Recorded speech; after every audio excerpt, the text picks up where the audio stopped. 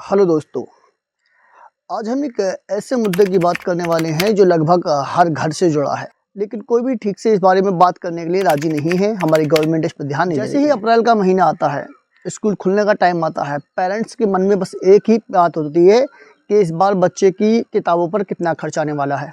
Parents को साफ दिखता है कि इस बार भी एक बच्चे की किताब में 3 से 4 हज़ार रुपये खर्च होने वाले हैं। कई जगह से खबर आ रही है कि कक्षा 6 की किताबें 6,000, 6,500, 7,000, 7वीं की किताबें 7,000, 7,200 इस तरह से किताबें हैं। फिर जिसके 2 या 3 बच्चे स्कूल में पढ़ रहे हैं तो उसकी हालत आप समझ सकते हैं।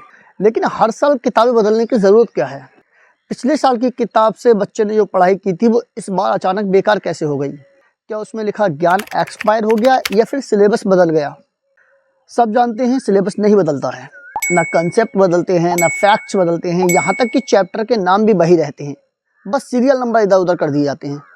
हाँ, प्राइमरी की इंग्लिश, हिंदी, नैतिक शिक्षा के कुछ चैप्टर बदल दिए जाते हैं, कहानियाँ बदल जाती हैं, लेकिन उससे कोई फ़र्क नहीं पड़ता है कि क्या बदला है क्या नहीं बदला है उनकी किताबों में। फिर क्यों ये सिस्टम बन गया है कि हर साल नई किताबें लाने के लिए पेरेंट्स को मजबूर किया जाता है? पेरेंट्स मजबूर होते हैं हर साल नई किताबें लाने के लिए। क्यों बड़े भाई की किताबें छोटा भाई नहीं पढ़ सकता, सीनियर स्टूडेंट्स की किताबें जूनियर स्टूडेंट नहीं पढ़ सकता? ग्राउंड पर क्या होता है सब जानते हैं, लेकिन कोई भी इस बारे में खुलकर बात नहीं करना चाहता। हर बार एक खास दुकान बता दी जाती है कि आपको किताबें उसी दुकान से लेनी है। कई बार नहीं बल्कि अक्सर ऐसा देखा गया है कि एक ही क्लास की सारी किताबें अलग अलग पब्लिकेशंस की लगा दी जाती हैं।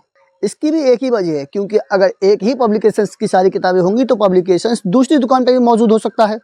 इसलिए अलग अलग पब्लिकेशंस की किताबें लगाकर अपने स्कूल के लिए एक यूनिक कोर्स बना दिया जाता है। अब पेरेंट्स के पास क्या ऑप्शन बचता है? ना वो सस्ती किताबें ले सकता है, ना पुरानी किताबें इस्तेमाल कर सकता है, ऊपर से हर साल एक नया एडिशन, मतलब पुरानी किताबें पूरी तरह से बेकार।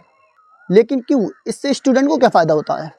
मार्केट में रियल एनसीईआरटी की बुक्स मौजूद हैं, लेकिन फिर भी प्राइवेट स्कूल वाले रियल एनसीईआरटी नहीं पढ़ाएंगे, एनसीईआरटी बेस्ड प्राइवेट पब्लिशर्स की किताबें पढ़ाएंगे।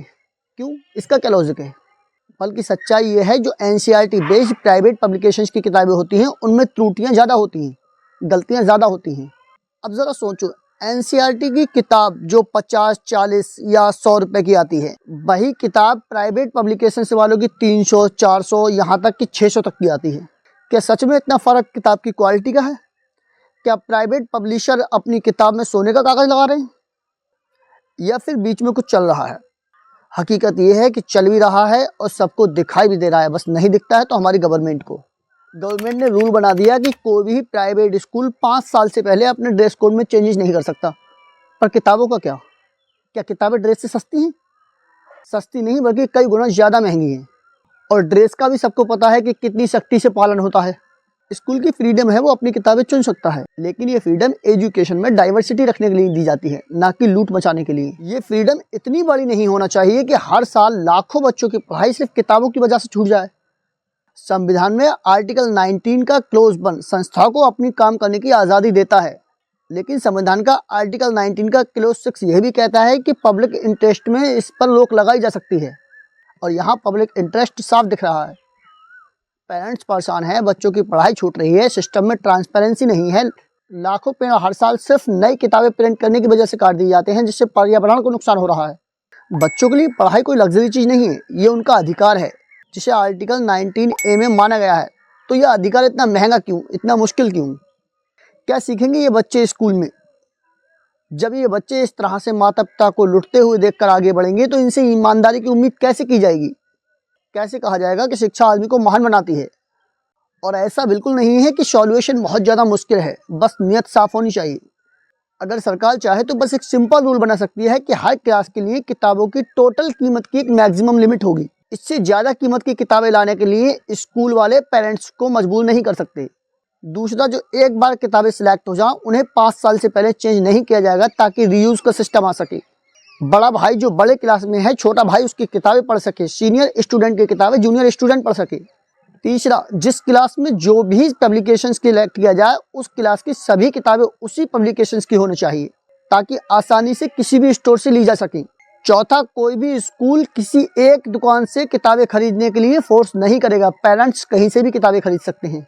पांचवा, बेसिक पढ़ाई के लिए एनसीईआरटी जैसी स्टैंडर्ड किताबों को बेस बनाया जाए, ताकि मिनिमम क्वालिटी सबके लिए एक रहे। लेकिन बिल्ली के गले में घंटी बांधे कौन? क्योंकि सच ये है, जब तक पेरेंट्स चुप हैं सिस्टम नहीं बदलेगा। अगर पेरेंट्स सवाल पूछना शुरू नहीं करेंगे, हर साल किताबें क्यों बदल रही हैं, क्यों हम किसी एक दुकान से ही किताबें खरीद सकते हैं, क्यों हम किसी दूसरी दुकान से किताबें नहीं खरीद सकते, टोटल कॉस्ट इतनी ज़्यादा क्यों है। और ये सवाल सिर्फ स्कूल से नहीं बल्कि अपने क्षेत्र में वोट मांगने आए नेताओं से भी पूछें, मीडिया में भी बोलें। आज 90% युवा सोशल मीडिया पर हैं, वहाँ भी ये सवाल बार बार करें। प्रेशर धीरे धीरे बनता है, लेकिन जब प्रेशर बनता है बदलाव तभी आता है। अंत में बस एक सिंपल बात, ये वीडियो किसी स्कूल या किसी टीचर्स के खिलाफ नहीं है, बल्कि एक गलत सिस्टम के खिलाफ है। क्योंकि जब हर साल एक ही चीज़ के लिए बार बार पैसे देने पड़े और कोई ऑप्शन ना दिया जाए, कोई सवाल पूछने पर भी साफ जवाब ना मिले, तो वहाँ कुछ ना कुछ गलत जरूर होता है। अब फैसला हम सबके हाथ में है। इसे नॉर्मल मानकर ऐसे ही हर साल पैसे देते रहे हैं या एक बार खड़े होकर सवाल पूछें। आखिर ये कब तक चलेगा? मैं जानता हूँ कि अभी बदलाव नहीं आने वाला, लेकिन हर बदलाव के लिए एक शुरुआत जरूरी है। आज खड़े हो तो कल बदलाव भी आएगा।